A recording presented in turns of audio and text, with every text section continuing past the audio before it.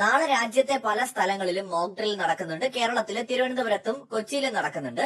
അതേസമയത്ത് തന്നെ 14 ജില്ലകളിലും ഇത് നടത്താനുള്ള ആലോചനയുണ്ട് എന്നും സൂചനകളുണ്ട്. അപ്പോ ഈ മോക്ക് ഡ്രില്ലുമായിട്ട് ബന്ധപ്പെട്ട് ചില നിർദ്ദേശങ്ങൾ ഇപ്പോ വന്നിട്ടുണ്ട്. നമ്മുടെ കേരളത്തിലെ മാധ്യമങ്ങളിലൊക്കെ അത് ഓൾറെഡി വന്നിട്ടുണ്ട്. എന്തായാലും അത് എന്തൊക്കെയാണെന്നുള്ളത് പറയാം. ഈ സൈറൺ മുഴങ്ങുന്ന സമയത്ത് എല്ലാ സ്ഥലങ്ങളിലും, ആ മുഴങ്ങുന്നത് കേൾക്കുന്ന സ്ഥലങ്ങളിൽ എല്ലായിടത്തും വീടുകള്, ഓഫീസുകൾ, എല്ലാ സ്ഥാപനങ്ങളും ഉൾപ്പെടെ അവിടെയുള്ള ലൈറ്റുകളെല്ലാം തന്നെ ഓഫ് ചെയ്യണം. അതിനുശേഷം ജനാലകളുടെ സമീപത്ത് മൊബൈൽ ഫോണുകളോ അല്ലെങ്കിൽ ഏതെങ്കിലും തരത്തിലുള്ള പ്രകാശം പുറപ്പെടുവിക്കുന്ന ഉപകരണങ്ങളോ ഉണ്ടെങ്കിൽ അത് ഒഴിവാക്കുക, അല്ലെങ്കിൽ അത് ഉപയോഗിക്കുന്നത് ഒഴിവാക്കുക. മൂന്നാമത്തെ കാര്യം എന്ന് പറയുന്നത്, ഈ സൈറൺ മുഴങ്ങുക എന്ന് പറയുമ്പോൾ ദീർഘമായ സൈറൺ ആണ് മുന്നറിയിപ്പ് എന്ന് പറയുന്നത്. ചെറിയ രീതിയിലുള്ള സൈറൺ എന്ന് പറയുന്നത് സുരക്ഷിതമാണെന്ന അറിയിപ്പാണ്. ഇനി മറ്റൊരു കാര്യം, പൊതുസ്ഥലങ്ങളിൽ നിൽക്കുന്നവര് സുരക്ഷിതത്വത്തിന് വേണ്ടിയിട്ട് ഈ സൈറൺ കേട്ട് കഴിഞ്ഞാൽ അടുത്തുള്ള കെട്ടിടത്തിനുള്ളിലേക്ക് മാറേണ്ടതാണ്. അതാണ് ഇതിന്റെ പ്രധാനമായിട്ട് നമ്മൾ ശ്രദ്ധിക്കേണ്ട കാര്യം. വീടിനുള്ളിലെ ഏറ്റവും സുരക്ഷിതമായ സ്ഥലമാണ് നമ്മൾ കണ്ടെത്തേണ്ടത്. സൈറൺ എന്ന് പറയുന്നത് അപകട സൂചനയാണ്, ഏതെങ്കിലും തരത്തിലുള്ള ആക്രമണം നടക്കാൻ പോകുന്നു എന്ന സൂചന. അപ്പൊ ഈ സമയത്ത് നമ്മുടെ വീട്ടിലാണ് ഏറ്റവും സുരക്ഷിതമായിട്ട് ഇരിക്കേണ്ട ഒരു സ്ഥലം എന്ന് പറയുന്നത്. അപ്പൊ അതിൽ തന്നെ വീട്ടിൽ നമുക്ക് ഏറ്റവും സേഫ് എന്ന് തോന്നുന്ന ഒരു സ്ഥലം കണ്ടെത്തിയിട്ട് ബ്ലാക്ക് ഔട്ട് സമയത്ത് അവിടേക്ക് മാറുകയാണ് വേണ്ടത്. ബ്ലാക്ക് ഔട്ട് സൈറൺ കേൾക്കുമ്പോൾ തന്നെ തീപിടുത്തം ഒഴിവാക്കുന്നതിന് വേണ്ടിയിട്ട് ഗ്യാസ്, വൈദ്യുത ഉപകരണങ്ങളെല്ലാം തന്നെ ഓഫ് ചെയ്ത് വയ്ക്കേണ്ടതാണ്. എല്ലാ വീടുകളിലും ഈ പെട്ടെന്നൊരു പ്രശ്നം ഉണ്ടായാൽ നേരിടുന്നതിന് വേണ്ടിയിട്ടുള്ള പ്രഥമ ശുശ്രൂഷ കിറ്റുകൾ തയ്യാറാക്കി വെക്കേണ്ടതാണ്.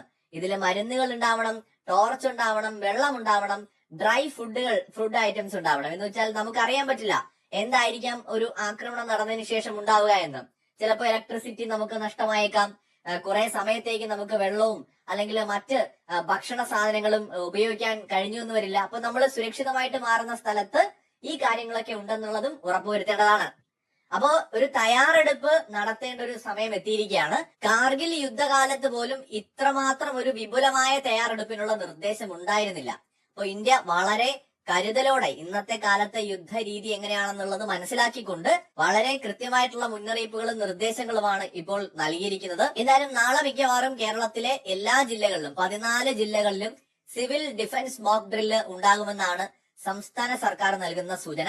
നാളെ വൈകുന്നേരം 4 മണിക്കായിരിക്കും മോക്ക് ഡ്രില്ല് ആരംഭിക്കുന്നത്. മോക്ക് ഡ്രില്ലിന്റെ ഭാഗമായിട്ട് സിവിൽ ഡിഫൻസ് തയ്യാറെടുപ്പിന്റെ വിവിധ വശങ്ങൾ വിലയിരുത്തും. മോക്ക് ഡ്രില്ലിന്റെ ശരിയായ നടത്തിപ്പ് ഉറപ്പാക്കാൻ വേണ്ട നിർദ്ദേശങ്ങളെല്ലാം തന്നെ ചീഫ് സെക്രട്ടറി നൽകിയിട്ടുണ്ടെന്നാണ് മനസ്സിലാക്കാൻ കഴിയുന്നത്. ഇത് സംബന്ധിച്ചുള്ള മുന്നൊരുക്കങ്ങളൊക്കെ ആരംഭിച്ചിട്ടുമുണ്ട്.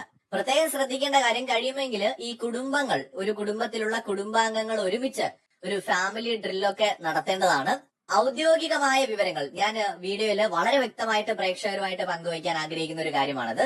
ഔദ്യോഗികമായ വിവരങ്ങൾ മനസ്സിലാക്കുന്നതിനായിട്ട് റേഡിയോ, TV പോലെയുള്ളവ തന്നെയാണ് ഉപയോഗിക്കേണ്ടത്. നമ്മുടെ സാറ്റലൈറ്റ് മാധ്യമങ്ങൾ, ഇപ്പൊ ഏഷ്യാനെറ്റ്, 24, മനോരമ, മാതൃഭൂമി, ഇങ്ങനെയൊക്കെയുള്ള പ്രധാനപ്പെട്ട സാറ്റലൈറ്റ് മാധ്യമങ്ങൾ, ഈ മാധ്യമങ്ങളിലൂടെ നമുക്ക് വളരെ കൃത്യമായിട്ടുള്ള ഗവൺമെന്റിന്റെ ഒഫീഷ്യൽ ആയിട്ടുള്ള നിർദ്ദേശങ്ങൾ അറിയാൻ കഴിയും. ഏറ്റവും ആദ്യം നമുക്ക് ഉപയോഗിക്കാൻ കഴിയുന്ന പ്ലാറ്റ്ഫോമുകളും ഇത്തരം സാറ്റലൈറ്റ് മാധ്യമങ്ങളായിരിക്കും. കാരണം അവർക്ക് കുറെ കൂടി ഗവൺമെന്റ് ഇൻഫർമേഷൻസ് പെട്ടെന്ന് പ്രേക്ഷകരിലേക്ക് എത്തിക്കാനായിട്ട് സാധിക്കും. അപ്പൊ അതുകൊണ്ട് തീർച്ചയായിട്ടും വാട്സപ്പിലൂടെയൊക്കെ പ്രചരിക്കുന്ന കാര്യങ്ങൾ പൂർണ്ണമായും കണ്ണുമടച്ച് വിശ്വസിക്കാതിരിക്കുക. അതിന്റെ ഏത് ഇൻഫർമേഷൻ ആണെങ്കിലും അത് വളരെ കൃത്യമായിട്ടുള്ളതാണോ എന്ന് നമ്മൾ ഉറപ്പുവരുത്തുക, അത് സ്വീകരിക്കുന്നതിന് മുമ്പായിട്ട്. ഇപ്പൊ ഞാൻ തന്നെ ഈ വീഡിയോ ചെയ്യുമ്പോൾ നമ്മുടെ മുഖ്യധാരാ മാധ്യമങ്ങൾ, മാതൃഭൂമി അടക്കമുള്ള, അല്ലെങ്കിൽ ഏഷ്യാനെറ്റും 24ഉം ഒക്കെയുള്ള നമ്മുടെ കേരളത്തിലെ പല മാധ്യമങ്ങളും റെഫർ ചെയ്തിട്ടാണ് പ്രേക്ഷകരിലേക്ക് ഇൻഫർമേഷൻ എത്തിക്കുന്നത്. കാരണം നമ്മുടെ മെയിൻ സ്ട്രീം മീഡിയാസിന് കുറെ കൂടി ഈ കാര്യങ്ങളിൽ, ഇത്തരം അടിയന്തര സാഹചര്യങ്ങളിൽ ജനങ്ങളെ വളരെയധികം സഹായിക്കാനായിട്ടും കൃത്യമായ ഇൻഫർമേഷൻ അവരിലേക്ക് എത്തിക്കാനായിട്ടും സാധിക്കും.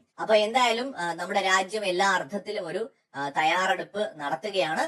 എന്ത് ഒരു മോശം സാഹചര്യം നമ്മുടെ മുമ്പിൽ വന്നാലും അതിനെ രാജ്യം ഒറ്റക്കെട്ടായിട്ട്, ഈ രാജ്യത്തെ ജനങ്ങൾ ഒരേ മനസ്സോടെ ശക്തമായി തന്നെ നേരിടും. മറ്റൊരു വീഡിയോയുമായി വീണ്ടും വരാം.